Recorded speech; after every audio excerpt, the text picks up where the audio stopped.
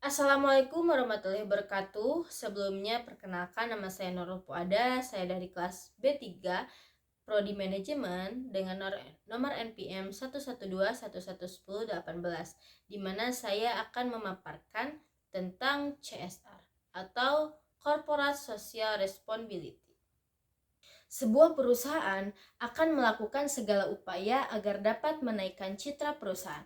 Nah, salah satunya yang sering dilakukan ialah CSR atau Corporate Social Responsibility, di mana menurut pengertiannya CSR adalah mengintegrasikan masalah sosial dan lingkungan dalam kegiatan bisnis, serta interaksi dengan para pemangku kepentingan. Dengan kata lain, CSR dilakukan agar dapat memenuhi harapan para pemegang saham dan juga para pemangku kepentingan yang terkait dengan menyeimbangkan antara kepentingan ekonomi, yaitu dengan mencari keuntungan sebesar-besarnya, dan kepentingan lingkungan dan sosial. Keuntungan CSR bagi perusahaan. Yang pertama, ada peningkatan akses modal. Yang kedua, ada peningkatan penjualan yang akhirnya meningkatkan keuntungan. Yang ketiga, ada penghematan biaya operasional perusahaan. Yang keempat, ada peningkatan produktivitas dan kualitas. Yang kelima, ada peningkatan citra brand yang positif. Yang keenam, ada pengambilan keputusan yang baik dari proses manajemen risiko. Ahli Kerap menyatakan dalam tahun 1998 menyebutkan beberapa alasan perlunya untuk keterlibatan sosial perusahaan. Yang pertama yaitu untuk kebutuhan dan harapan masyarakat yang semakin berubah. Masyarakat semakin kritis dan peka terhadap produk yang akan dibelinya, sehingga perusahaan tidak bisa hanya memusatkan perhatiannya untuk mendapatkan keuntungan. Yang kedua, ada terbatasnya sumber daya alam.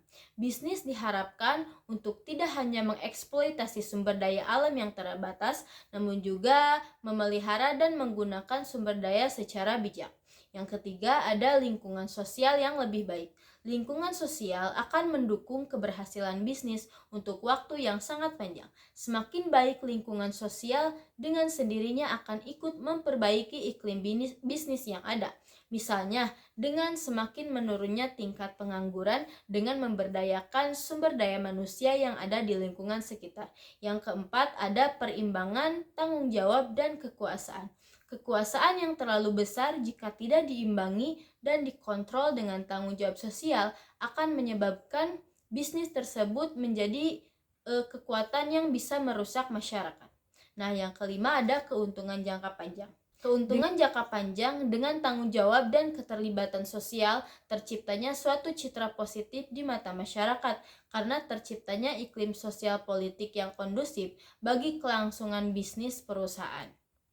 Hal yang biasanya terkait dengan tanggung jawab dari sebuah perusahaan yakni: pertama, ada board of director yang mempunyai komitmen dan mendorong kegiatan corporate social responsibility. Yang kedua, ada undang-undang setempat dan peraturan perpajakan, dan juga pendapat dari stakeholders harus dipertimbangkan.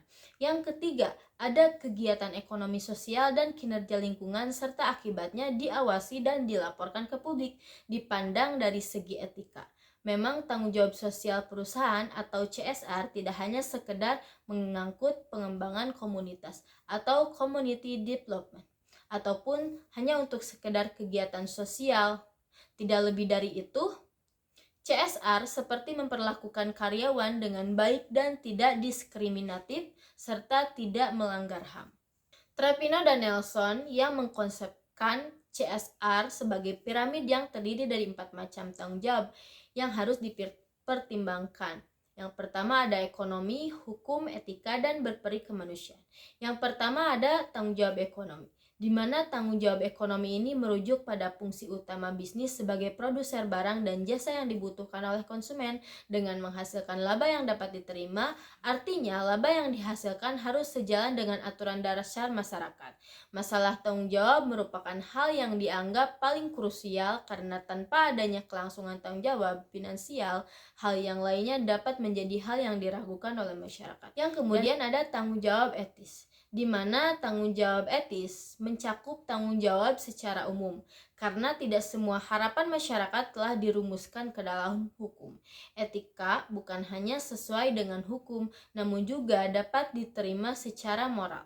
Kategori tanggung jawab etika sering berhubungan dengan kategori hukum, melebarkan tanggung jawab hukum, dan mengharapkan para usahawan untuk menjalankan fungsinya setingkat di atas hukum.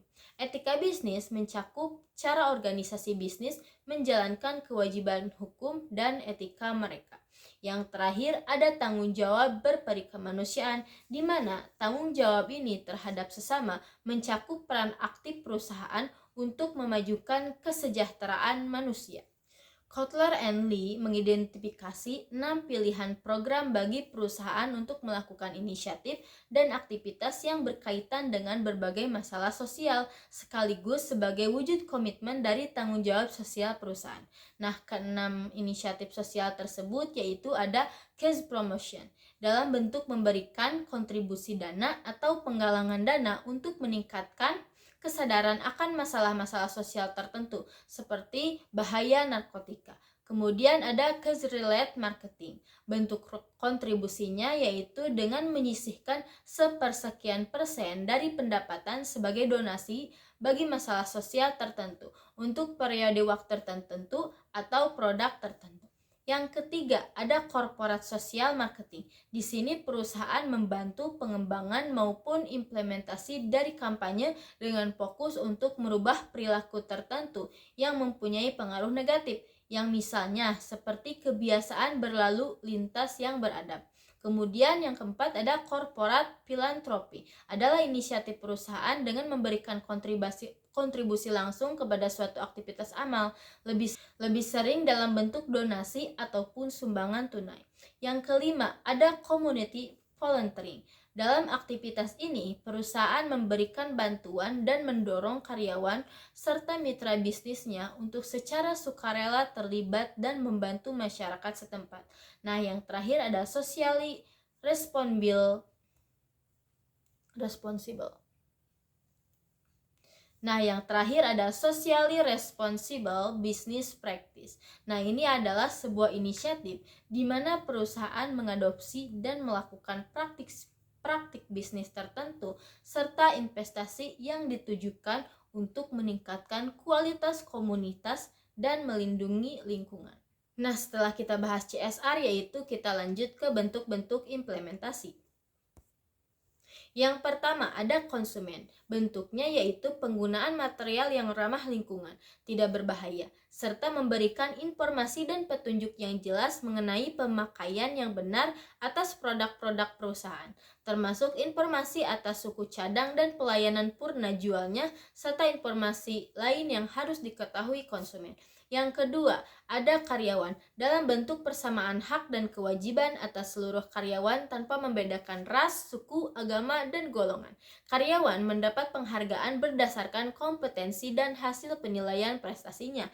Yang ketiga, ada komunitas dan lingkungan dalam bentuk kegiatan kemanusiaan maupun lingkungan hidup, baik di lingkungan sekitar perusahaan maupun di daerah lain yang membutuhkan.